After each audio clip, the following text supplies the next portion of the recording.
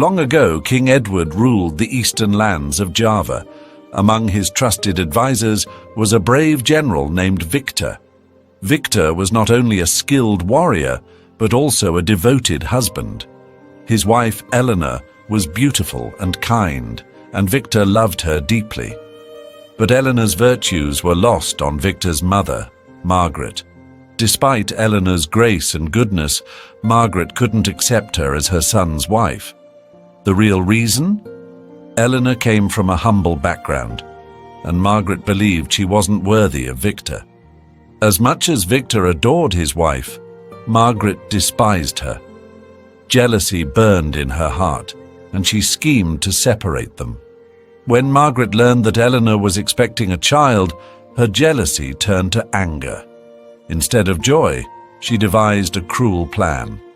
One day, Margaret approached King Edward with a story. She spoke of a magical flower that grew atop a distant mountain. "Your Majesty," she said, "this flower is said to grant eternal youth and beauty. But the journey is perilous, and it takes not just months but years to return. If anyone can succeed, it's Victor." Intrigued, King Edward summoned Victor and commanded him to retrieve the magical flower. Victor, ever loyal, couldn't refuse, but his heart ached at the thought of leaving Eleanor, especially when she was carrying their child. With a heavy heart, Victor prepared for the journey, unaware that his mother was behind this cruel scheme. Margaret planned to use Victor's absence to get rid of Eleanor forever. Months passed, and Eleanor gave birth to a beautiful baby boy. One day, while Eleanor was bathing, Margaret crept into the room, took the baby, and ran to the riverbank. Without hesitation, she threw her grandson into the rushing waters. When Eleanor returned and found her baby missing, she was frantic. She searched everywhere and asked neighbors, but the child was nowhere to be found. Heartbroken, she sank into despair, her once vibrant spirit fading away. 2 years later, Victor returned with the magical flower, eager to reunite with Eleanor and meet his child. But before he could reach home, Margaret met him on the road. "My son," she cried, "your wife is a monster. She threw your child into the river and now pretends to be ill out of guilt." Victor was stunned. His mother's words filled him with rage. Trusting her completely, he stormed into the house and confronted Eleanor. "Tell me the truth," he roared. "Why did you throw our child into the river? Do you realize what you've done?" Eleanor, frail and heartbroken, looked at Victor with tears in her eyes.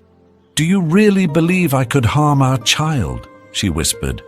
"If you think I'm capable of such cruelty, then you may take my life. But before that, tell me, who poisoned your heart against me?"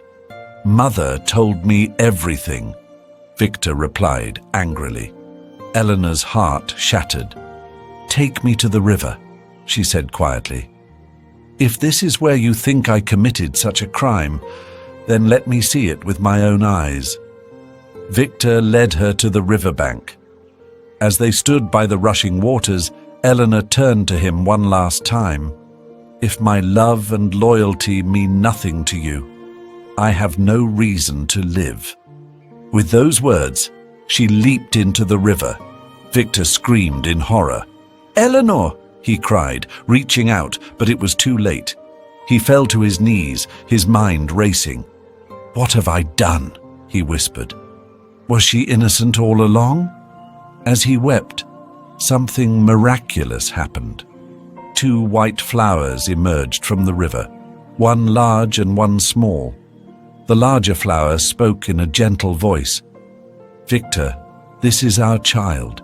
Listen to him, and you'll learn the truth." The smaller flower spoke next. "Father, my mother is innocent.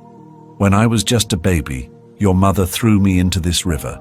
I've lived here ever since, cared for by the river's spirit." The larger flower continued, "Victor, I loved you deeply and honored my vows as your wife.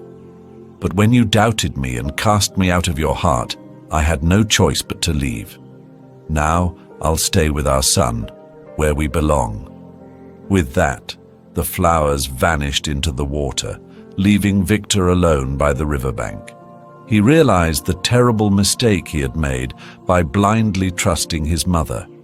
Grief and regret consumed him as he whispered to the wind, "I've lost everything because I didn't seek the truth."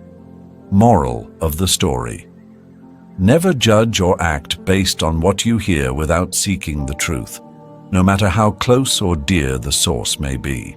Blind trust can lead to irreversible mistakes.